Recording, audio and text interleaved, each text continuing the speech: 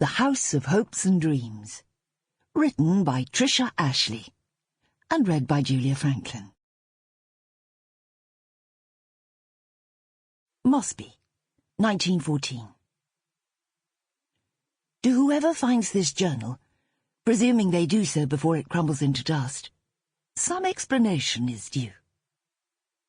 Having recently, unbeknown to my dear son, Joshua, seen an eminent London doctor, and had the verdict I suspected confirmed, it seems to me time to set my affairs in order. I was in the forefront of women working in the field of stained-glass window-making at the turn of the century, including the setting up of my own workshop here at Mossby during my tragically short marriage. But my achievements in that craft are already well documented, particularly in Miss Cecilia McCrum's recent, excellent, and exhaustively researched publication, A Brief History of Women Artists in Glass. However, little has been written about my private life, and this journal, which I kept at the time of my marriage, will go some considerable way to explaining my reticence until now in this matter. Mossby has always held its secrets close, but it will be a relief to me to lay bare the Revell family skeletons at last, even if this book must then be secreted away. At 18, I do not feel that Joshua is ready for the revelations I am about to make, particularly since his Aunt Honoria, who dotes on him, has brought him up to idolize the memory of the father he never knew. But perhaps one day he will discover the secret of its hiding place for himself, in the same way I did. Chapter 1. Fallen Idol. Carey, late November 2014. Carey Revell lay on his hospital bed, propped in a semi-recumbent position by an efficient nurse and rendered temporarily speechless by the astonishing information his visitor had just imparted to him. Though Mr. Wilmslow was a country solicitor of a prosaic turn of mind, and not usually given to flights of fancy, it suddenly occurred to him that with his large frame, gentian blue eyes, thick red-gold hair, and the stubble burnishing his face, his new client resembled nothing so much as a fallen Viking warrior. He had the typical Revell looks, all right.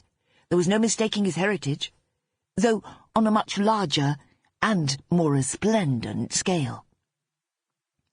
Carey's left leg, the flesh scarred, misshapen, patched by skin grafts, and also bearing the marks of the pins that had held it immobile in a metal cage, while the shattered bones finally knitted, was mercifully hidden by loose tracksuit trousers. The nerves and muscles still twitched and jangled painfully from his earlier physiotherapy session. But the news his unexpected visitor had brought him had for once relegated this dismal symphony of discomfort to the background. "Do you have any questions?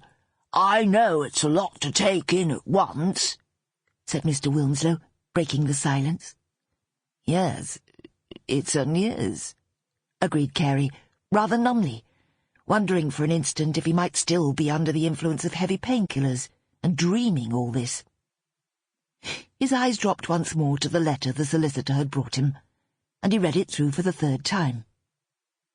Mossby, April 2014, to Carey Revell. I will not address you as Dear Carey or Dear Nephew, since we have never met, and nor have I ever wished to do so. I will not go into the circumstances that led to your father's total estrangement from his family at such an early age, but suffice it to say that we were entirely disgusted when he continued to use our revered and respected family name throughout his stage career. However, since you are the last of our branch of the Revells, and I suppose retribution for my brother's sins need not be visited upon his son, I feel it only right that you should inherit Mossby in your turn. I am signing a will to this effect today, my 91st birthday. My solicitor, Mr. Wilmslow, will give you this letter of explanation after my decease. Do not think Sample complete. Ready to continue?